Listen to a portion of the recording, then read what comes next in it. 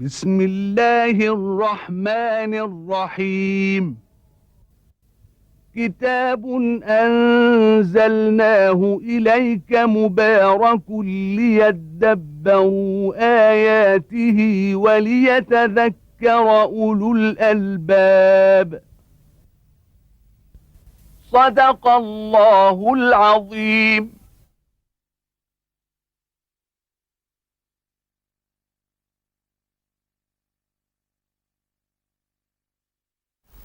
الحمد لله رب العالمين، وأصلي وأسلم على عبد الله ورسول الأمين سيدنا ونبينا محمد وعلى آله وأصحابه ومن اهتدى بهداه إلى يوم الدين. وبعد، فيقول الله تبارك وتعالى: بسم الله الرحمن الرحيم. يسألونك عن الأنفال، قل الأنفال لله والرسول فاتقوا الله وأصلحوا ذات بينكم وأطيعوا الله ورسوله إن كنتم مؤمنين. إنما المؤمنون الذين إذا ذكر الله وجلت قلوبهم وإذا تليت عليهم آياته زادتهم إيمانا وعلى ربهم يتوكلون الذين يقيمون الصلاة ومما رزقناهم ينفقون أولئك هم المؤمنون حقا لهم درجات عند ربهم ومغفرة ورزق كريم.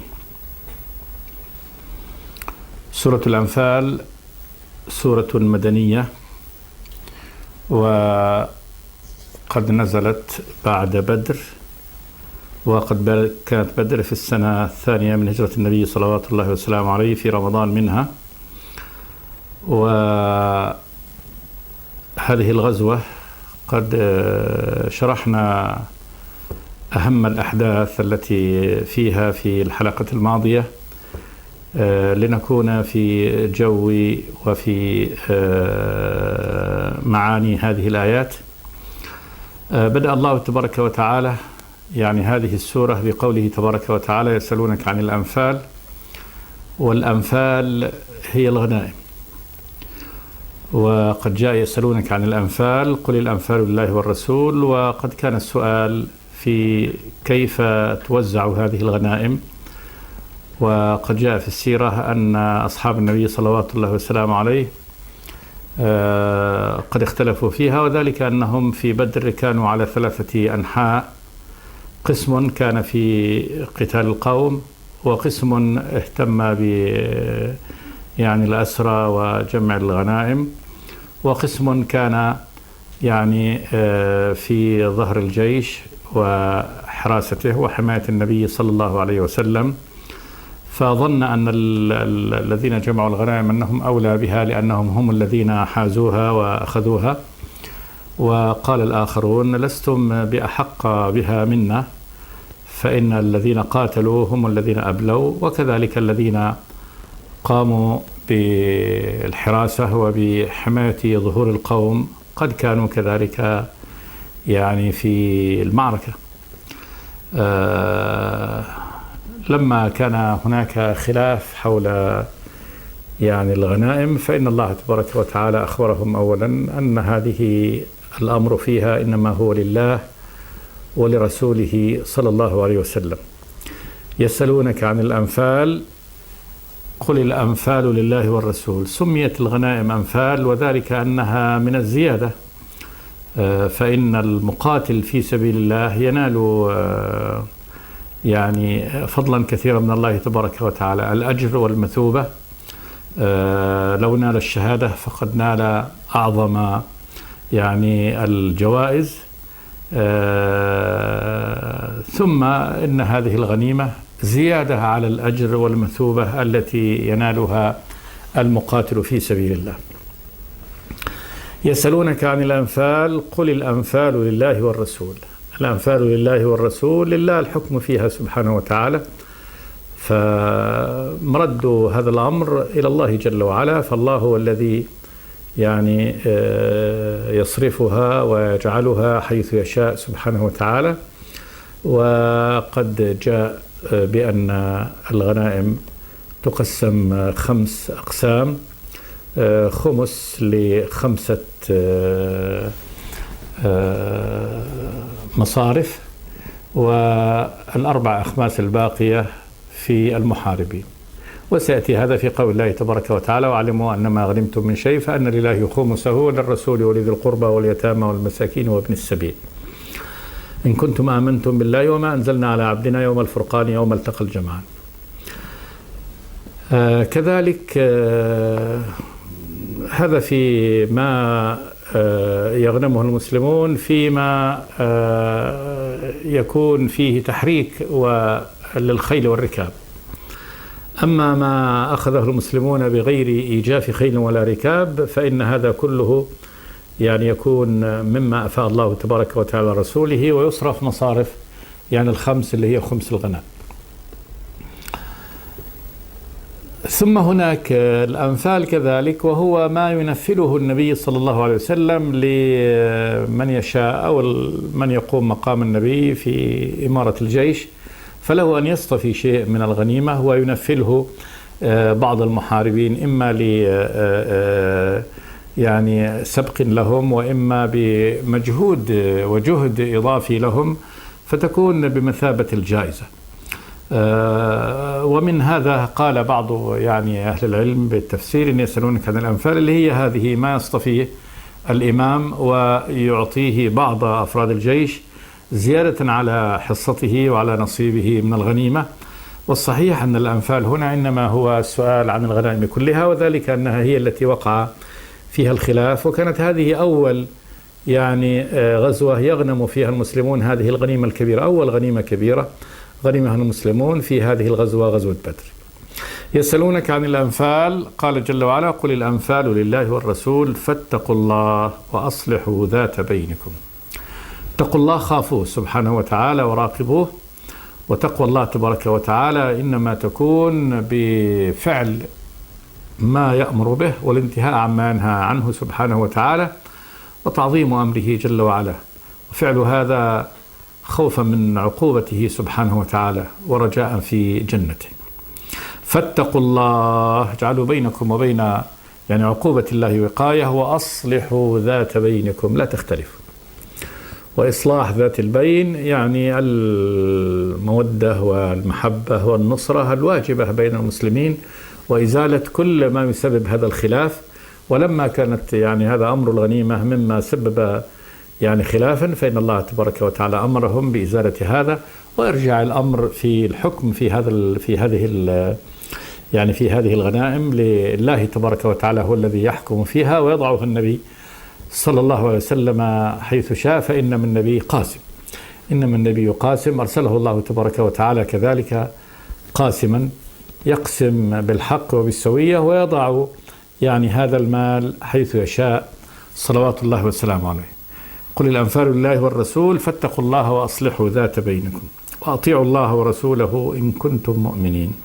أمر بطاعة الله تبارك وتعالى ورسوله. أطيعوا الله ورسوله، استجيبوا لأمره، الالتزام بما يأمركم به الله ورسوله. وعطف الرسول على الله تبارك وتعالى لأن أمر النبي هو من أمر الله تبارك وتعالى، من يطع الرسول فقد أطاع الله، فالطاعة إنما هي لله ولرسوله.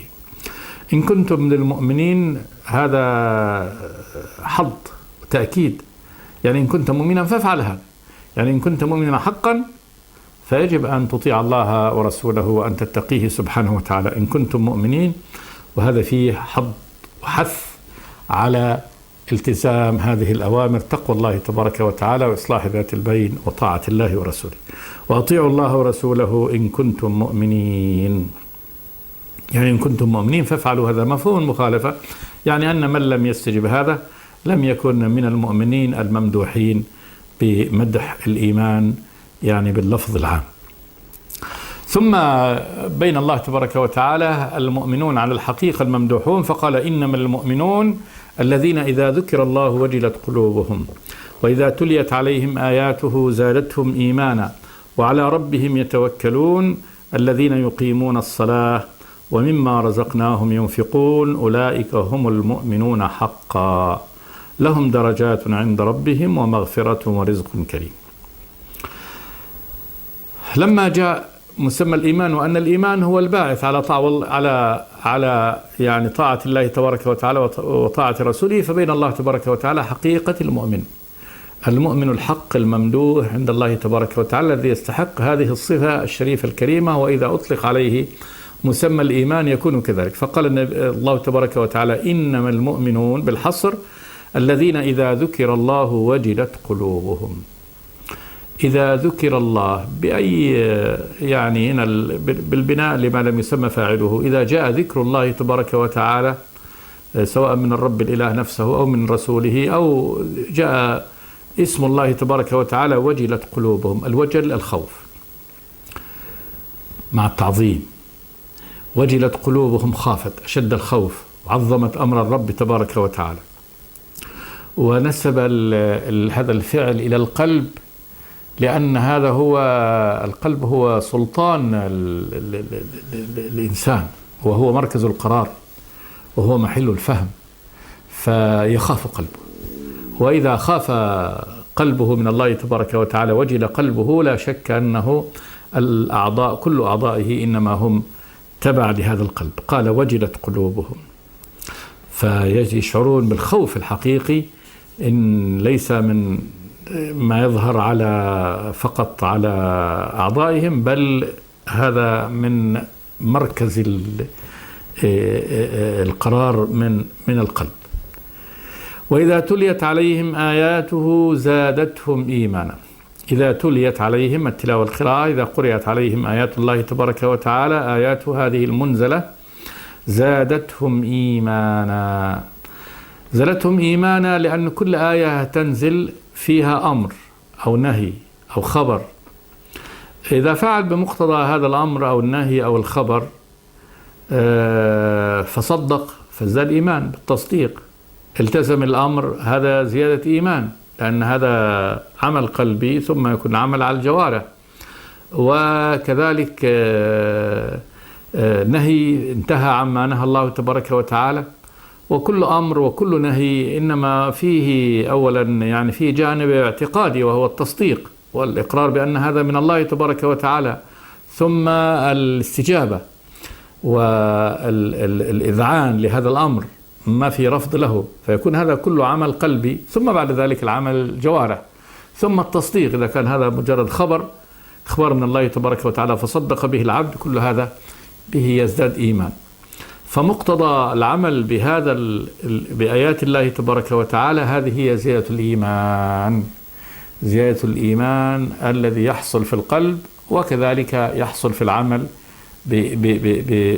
بكل يعني جديد ينزله الله تبارك وتعالى عليه. إنما المؤمنون الذين إذا ذكر الله وجلت قلوبهم وإذا تليت عليهم آياته زادتهم إيمانا.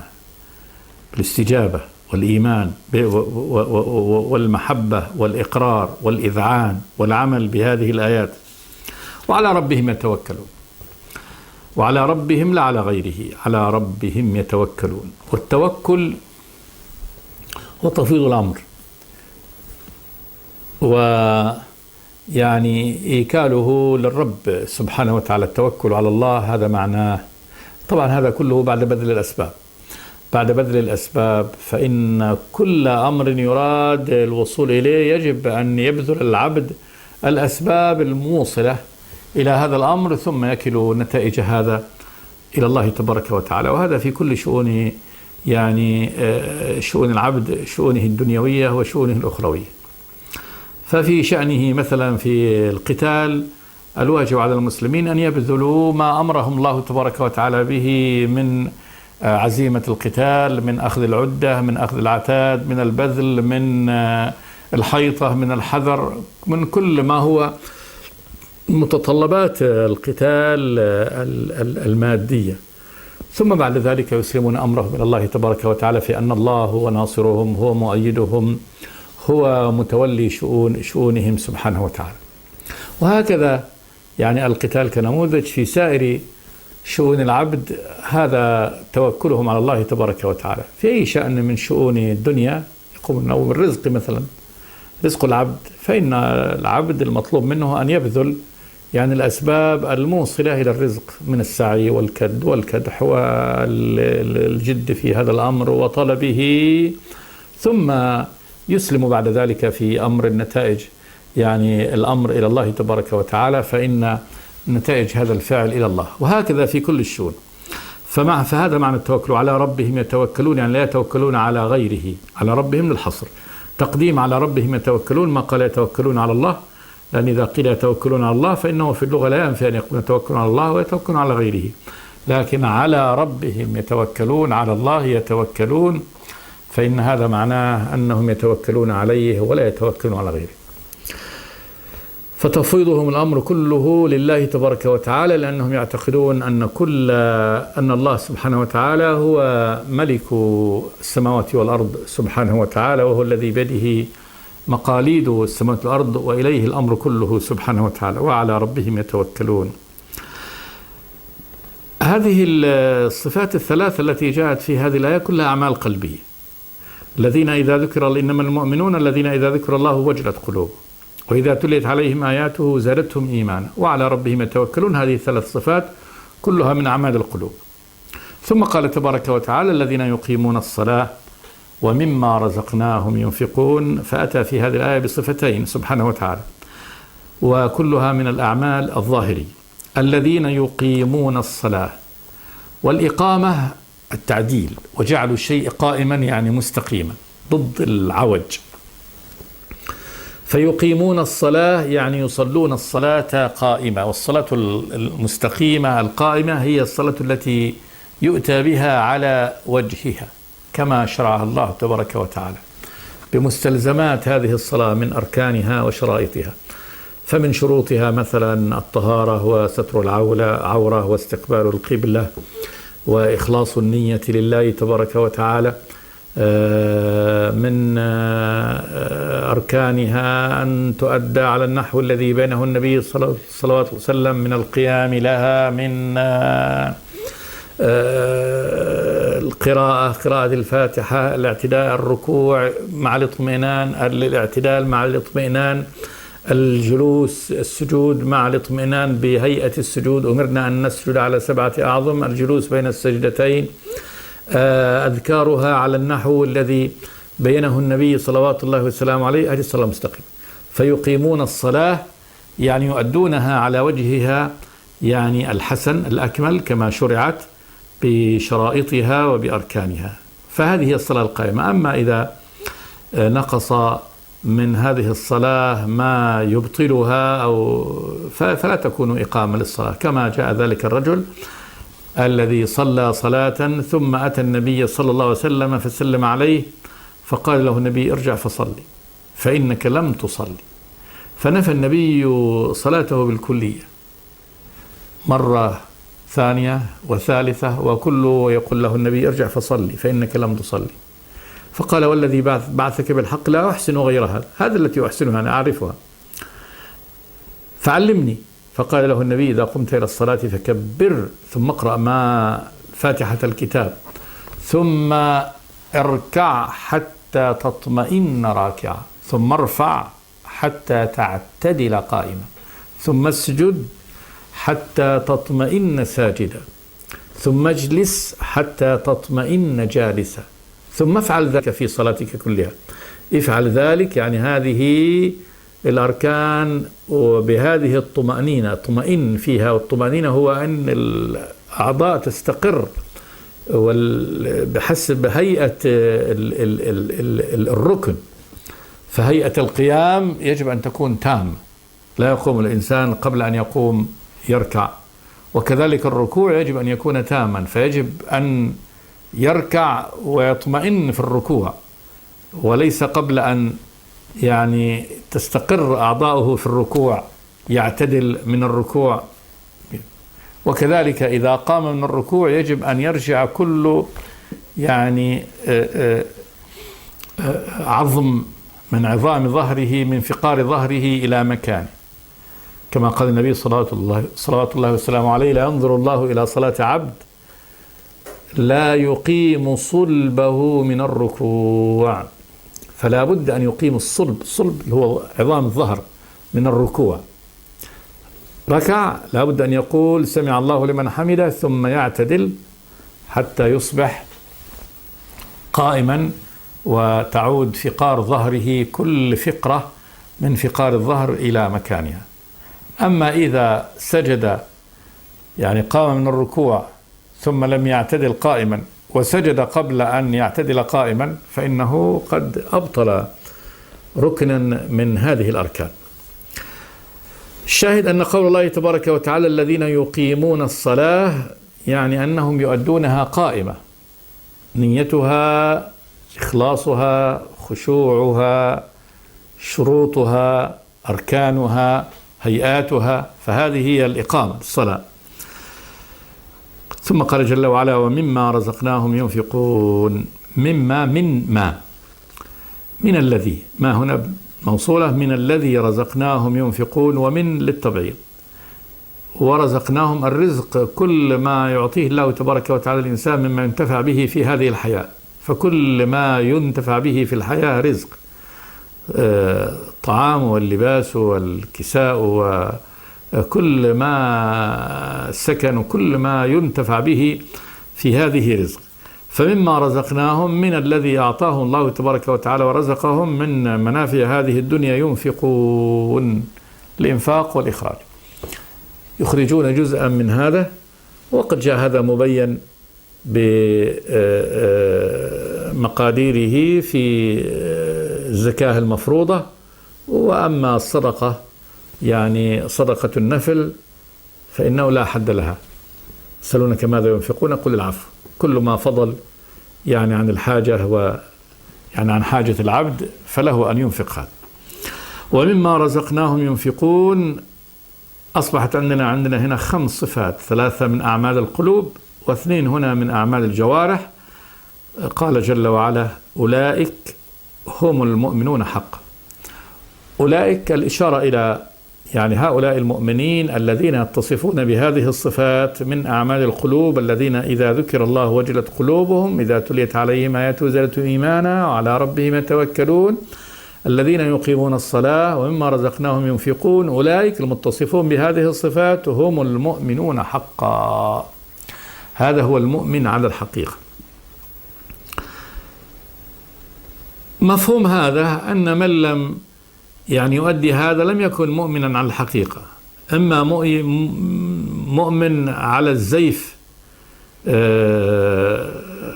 والكذب، كما الشأن في المنافقين، فإن المنافقين ليس عندهم شيء من أعمال هذه القلوب، بل يقوم في قلوبهم ما يضادها، فإنهم يخادعون الله ورسوله ويكذبون ويقولون نحن من أهل الإيمان ولسنا من أهل الإيمان.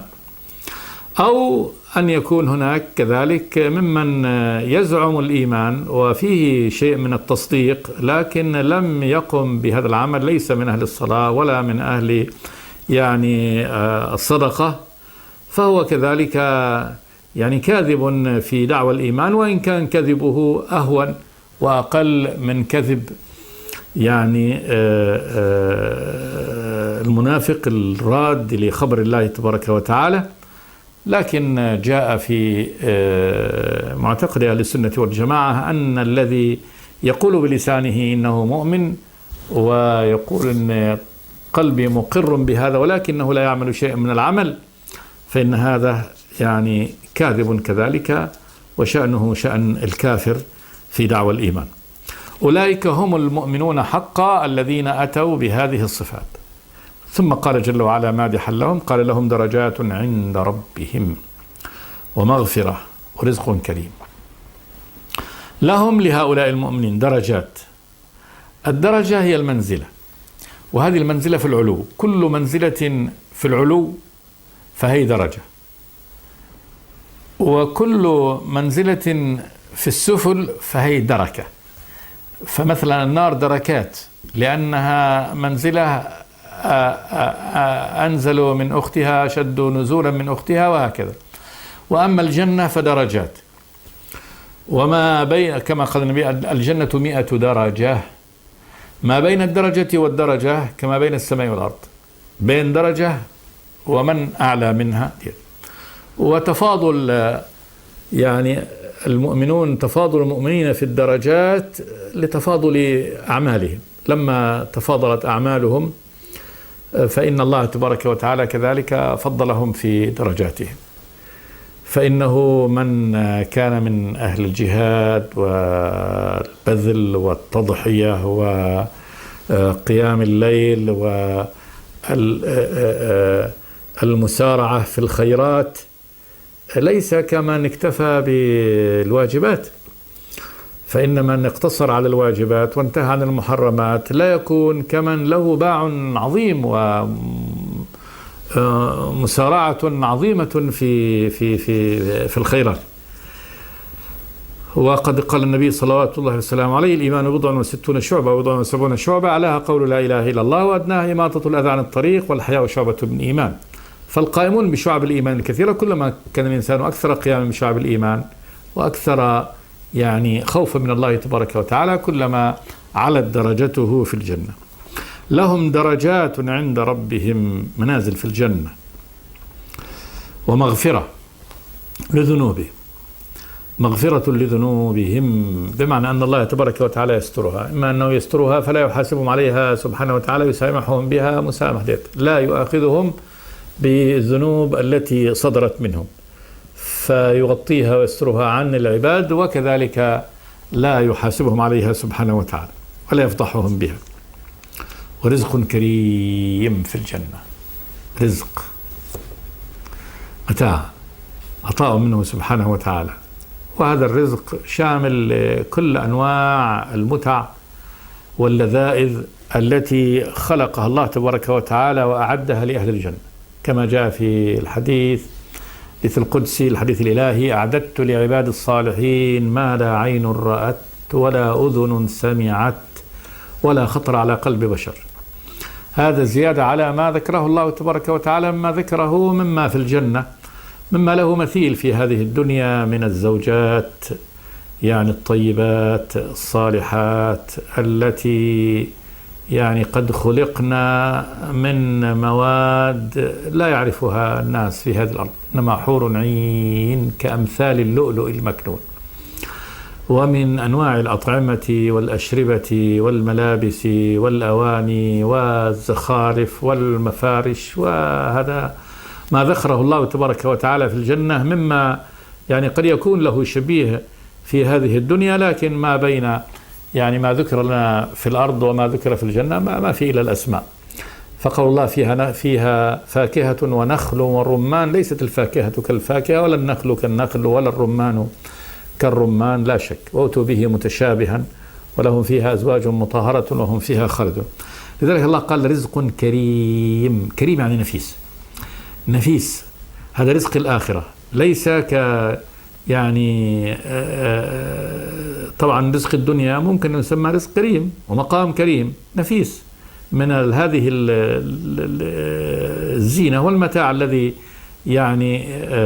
أوجده الله تبارك وتعالى هنا، لكن ليس تسمية رزق الدنيا مثلا بأنه رزق كريم ورزق الآخرة بأنه رزق كريم، ليس هذا كهذا.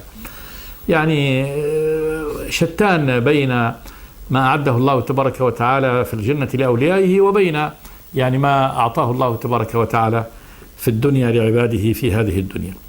ورزق كريم نفيس جدا في الجنة، لا يفنى ولا يبيد، وليست له مثلا في الطعام ليست له آثاره الذي تكون في الدنيا لطعام الدنيا، وكذلك اللباس لا يبلى، فهو رزق كريم بكل معاني الكرم. ورزق كريم هذا رزقهم في الجنة، نسأل الله تبارك وتعالى أن يجعلنا من هؤلاء. نقف هنا ونكمل إن شاء الله في الحلقة الآتية.